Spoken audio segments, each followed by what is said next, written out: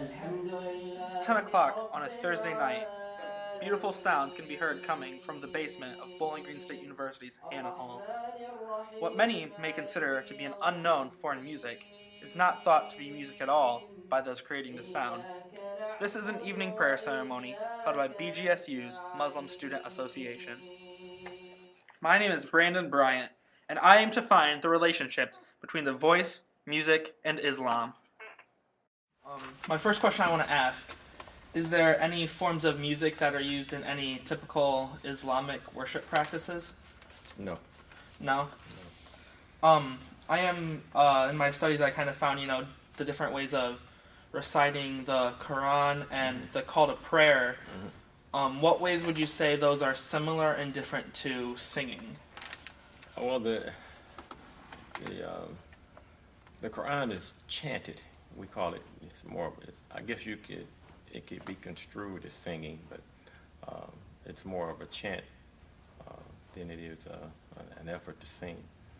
Even though the rhythm or the cadence of it, it sounds eloquent, depending on the reciter. It's still not considered for any of us to be singing or in the spirit of singing at all. There are some songs that are sung in celebrations and other cultural events that would take place. But when it comes to the Quran, the prayer, the adhan, and those things, those are all considered efforts at chanting. And so it's a little different. Of course, there's no music Right. played with it. It's all in the human voice. Well, we'll have to differentiate like what we call music. When you say music, you mean instrumental music, then I would have to say that no. And you won't find any Islamic practices which are part of core teachings of Islam or part of the core practices of Islam which are in any way used or practiced.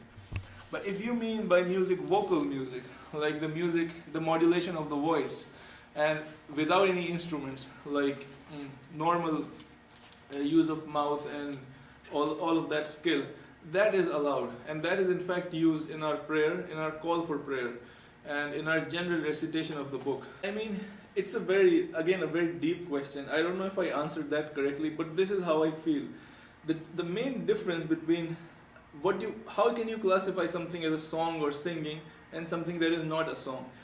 If the focus of that thing is the music of the song, or the vocal music and ups and downs and intonations and all of those things, it may qualify as a song. But if the focus is not that and the focus is something else, it has a purpose, then it's not a song. A song typically doesn't have a purpose. Song is something you do for leisure, like for entertainment, for something like you passing time or something. It doesn't, like, there may be war songs and there may be other things, but that still remains as a minority, like a tip. So I don't call that a song because it's not for people's entertainment. It has a very fixed purpose, number one. Number two is you don't have to necessarily sing it. The content is what is important. But So you would say the main difference is kind of the intent of the sound. For example, if I'm just trying to pass time or just create something that sounds beautiful, that someone would enjoy to listen to, that would be more music and song compared to as if I'm doing something to worship or give praise to. That would kind of be the difference between the recitement with a soothing voice and the song. yeah, so like that's my working definition. Another thing I kind of found was that there's no use of instruments Right. in much of anything Right. in that realm. Is there a reason why you would use your voice for some things, but what's the difference between using your voice to glorify or to be a way to bring praise to, compared to adding instruments in with that? Well, the instruments are inventions of human beings, or an extension of a human being.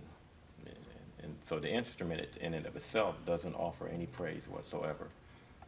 It's used to enhance or maybe add a sentiment or an emotional content to it in addition to the human voice. Now, I also have a couple other questions regarding Sufism and kind of the more mystical practice that I found of, like, there's different brotherhoods I found, like the You did quite a little Ganawa, bit of research to Ambasha. be doing, you did a lot of research to come up Yeah, with it's a lot Sufism. of what we learned in our class, and taking it further for this. So what I found is some Sufist brotherhoods, they do use instruments. Like I've seen like riks, they're kind of like a tambourine and stuff like that, rababs. How do they use music, and do you know how they, in their group, justify that?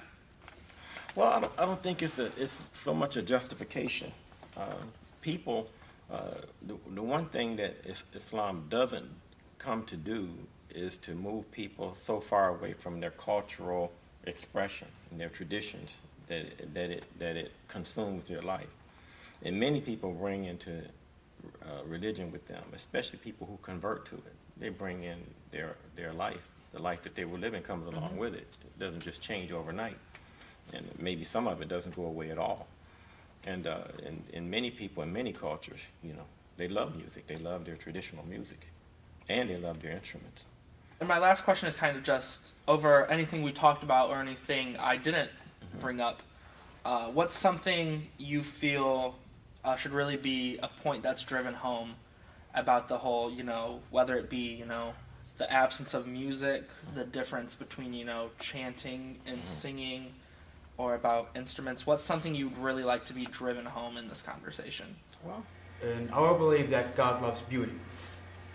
And with a beautiful voice, you could drag a lot of people just to listen to this beautiful voice. So with a beautiful voice, and also a beautiful, or as we see it, a beautiful and amazing words come up together. So this will make the worship that you also love to do. no one should feel or think that music is so sinful that they shouldn't have music in their cultural life, and that music isn't just as a whole forbidden in Islam. As this issue is poorly addressed in the scholarship of Islam, I would say the Muslim scholars or the scholars of Islam should do more study and research and explore Quran and Hadith to understand what actually Islam talks about this. More in-depth understanding of the perspectives of Islam concerning music, which is important. Why? You see, like the world we are living today, how saturated music and these things around. And now if you just categorically say, oh, it is haram, it is forbidden, it's very hard to protect your generation. You have to, if it is haram, why it is haram? There has to be some reasoning, some wisdom behind. And if the scholars of Islam, they do research, in-depth study, they will find those wisdom. And then you can communicate with your community that these are the reasons and the wisdom behind.